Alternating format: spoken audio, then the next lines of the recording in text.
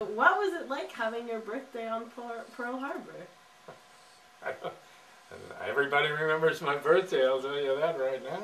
It was a real surprise, of course. We were going to go to a movie that afternoon, but we didn't. Everybody was gathered around the radio. That's the only way you could get communications. That was radio. I'm sorry, kids, there's no computers online or anything like that. So it was the old Philco radio, and we just, all that day, all the next day, listening to the radio, listening for the news, and it was all bad. My name is Bruce Pass. And where were you born? I was born in Chicago, Illinois on December 7, 1925. And where did you grow up? Until the age of 4 in Chicago, and my mother passed away, and my father,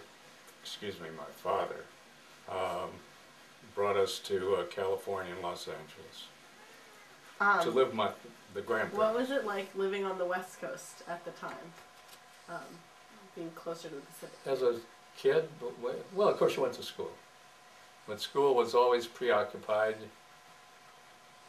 Well, you had to do your studies. I was a reasonably decent student, but in the back of everybody's mind, because you see the war was always in the headlines and was always talked about, and you could hardly go down the street any distance where you'd see a gold star of a death of a family, gold star mothers they call them, and you couldn't get away from the war. You'd follow it continuously, at least we did, and I don't mean life was all glum, because as kids you still had a good time. I mean, we're still out, playing what we wanted to do, but it changed. It did change things. We were preoccupied with the war effort. I never grew so many vegetables in my life. Our whole backyard, was turned into a vegetable plot. And we weren't alone. I mean, so, it permeated everything. Everything. Your hardly, there were parents that didn't, unless, mamas that could be housewives and stayed at home. Everybody was at work at a war plant. Meat was rationed, sugar was rationed, definitely gasoline was rationed. There was A, B, C, and D stamps, which allocated a specific amount of gasoline depending on an individual's put importance and contribution to the war. Doctors, for example, would have an A ration card, which might allow them for 10 gallons a week, so forth, and it went all the way down to non-essential work, might be in the insurance industry, where it was very limited. So your gasoline was rationed, and of course it established a black market in that area as well. And all types of civilian goods were curtailed or eliminated.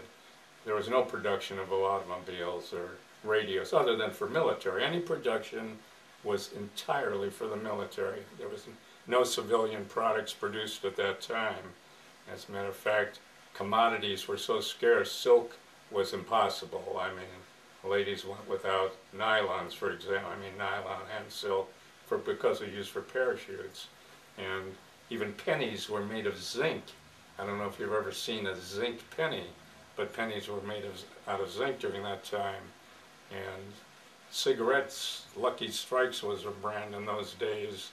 It was a green package with a red bullseye.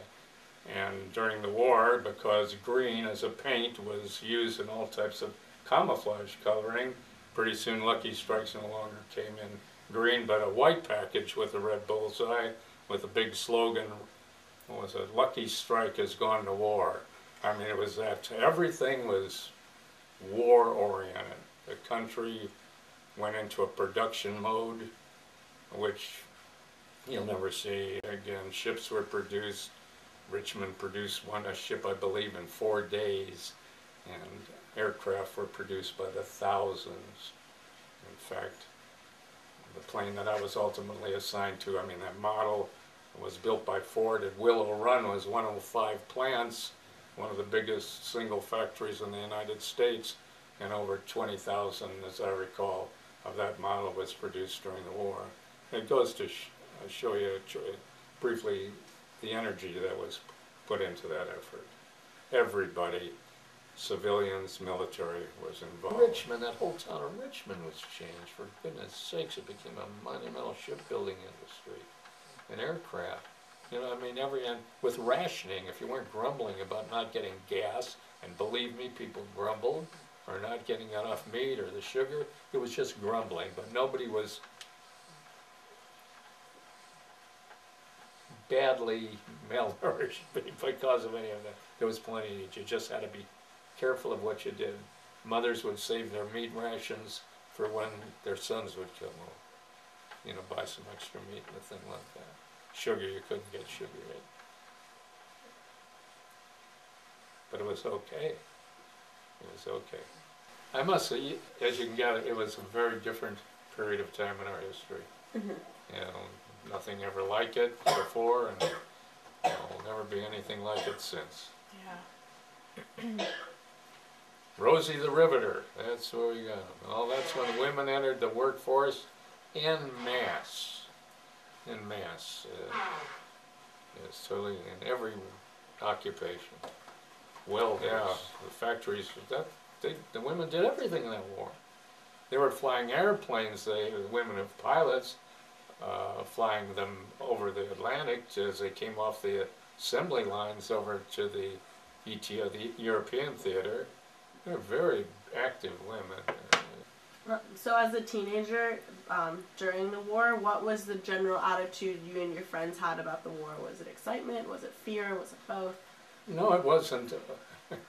Well, the young men of 17 and 18, I mean, you know, they're immortal, and you want to get involved in a war that's in defense of your country.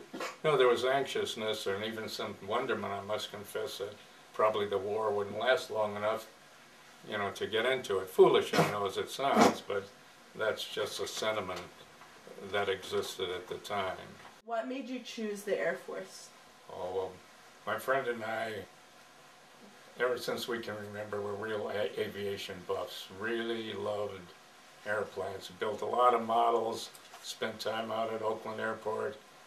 It was aviation flying, and that was our thing. So it was only natural, really, when the opportunity came to make an early enlistment and be committed to that branch of service that we took that opportunity.